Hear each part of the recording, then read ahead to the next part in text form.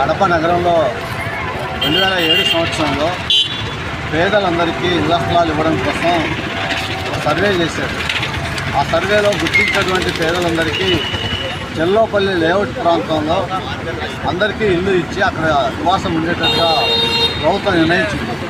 కానీ 18 సంవత్సరాలు అయిన లేఅవుట్ ఏర్పాటు చేసి కాలనీలో ఇళ్ల స్థలాలు ఇచ్చారు.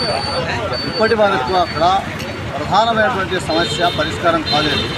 ఎందుకంటే అక్కడ పేదలు ఇల్లు కట్టుకోవడానికి సిద్ధంగా ఉన్నారు. ఎందుకంటే టౌన్లో విపరీతమైనటువంటి బాడిగలు పెరుగుతూ ఉన్నాయి.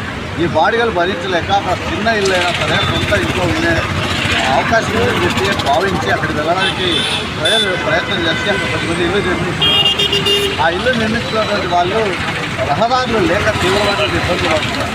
మేము అడుగుతున్నది ఉన్న రోడ్డును తార్ రోడ్డు వేయమనో సిమెంట్ రోడ్డు వేయమనో అడగటం లేదు. అసలు దారి ఏర్పాటు చేయండి.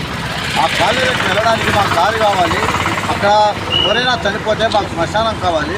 లేకపోతే బుర్ర ఉంది. ఆ రోడ్లు ఉన్న రోడ్లని మెరుగుగా తీర్చిదిద్దే ప్రయత్నం చేయండి. అక్కడ వీధి లైట్లు వెళ్ళటం లేదు. వీధి లైట్లు ఏర్పాటు చేయండి. అక్కడ తాగడానికి నీటి సమస్య ఉంది. ఈ నీటి సమస్యను పరిష్కరించండి. ఈ ప్రధానమైనటువంటి సమస్యను పరిష్కరించమని చెప్పి గతంలో అనేక సార్లు అధికారులు చుట్టూ తిరిగారు.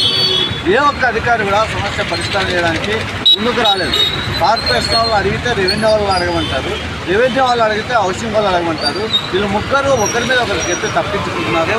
నేను చెప్తున్నాను జిల్లా అధికార యంత్రాంగానికి, మీరు ఈ రహదారి సమస్యను పరిష్కరించకపోతే మీరు ఎక్కడైతే పర్యటన చేస్తారో ఆ ప్రాంతాల్లోని మిమ్మల్ని ముక్కరిస్తాం, అడ్డుకుంటాం, రానున్న కాలంలో తీవ్రమైనటువంటి పోరాటం చేస్తాం. మేము అడుగుతుంది గొంతె ముక్క వరకులేం కాదు.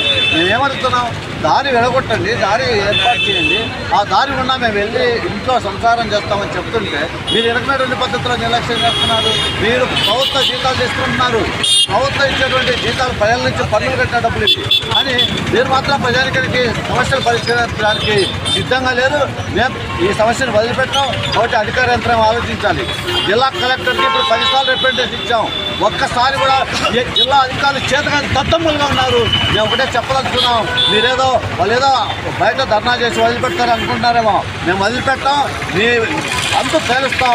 ఎవరైతే పెద్ద ఎత్తున నిర్లక్ష్యం చేస్తున్నారో వాళ్ళ మీద పెద్ద ఎత్తున పోరాటం చేస్తాం. కాబట్టి చెర్లోపల్లిలో ఉన్నటువంటి అన్ని సమస్యల్ని పరిష్కరించే ముందు ప్రధానమైనటువంటి రహదారి సమస్యని తక్షణమే పరిష్కారం చేయాలి. అక్కడ దారి విడగొట్టాలి. రాకపోకలకు వీలుగా ఏర్పాటు చేయాలి. ఈ సమస్యను పరిష్కరించకపోతే రానున్న కాలంలో ప్రజాప్రతినిధుల ఎదుట ఆందోళన చేసేటువంటి పరిస్థితి వస్తుంది. కూటమి ప్రభుత్వం, కూటమి నాయకులు కూడా ఆలోచించాలి. ఇక్కడ ఎన్నికల ముందు పరిష్కారం చేస్తామని హామీ ఇచ్చారు. ఎప్పటి వరకు ఏ ఒక్క సమస్య పరిష్కారం కాలేదు. కాబట్టి మీ పని ఎలా ఉందో దీన్ని అర్థమవుతుంది. ఈ విషయం సీరియస్గా ఆలోచించి ఈ సమస్యను తక్షణమే పరిష్కారం చేయాలని చెప్పి మేము అటు ప్రభుత్వ అధికారులకి, పాలకులకు కూడా మేము హెచ్చరిక చేస్తా ఉన్నాం. పరిష్కారం కాకపోతే పోరాటం తీవ్రంగా చేస్తామని చెప్పి హెచ్చరిక చేస్తా ఉన్నాం.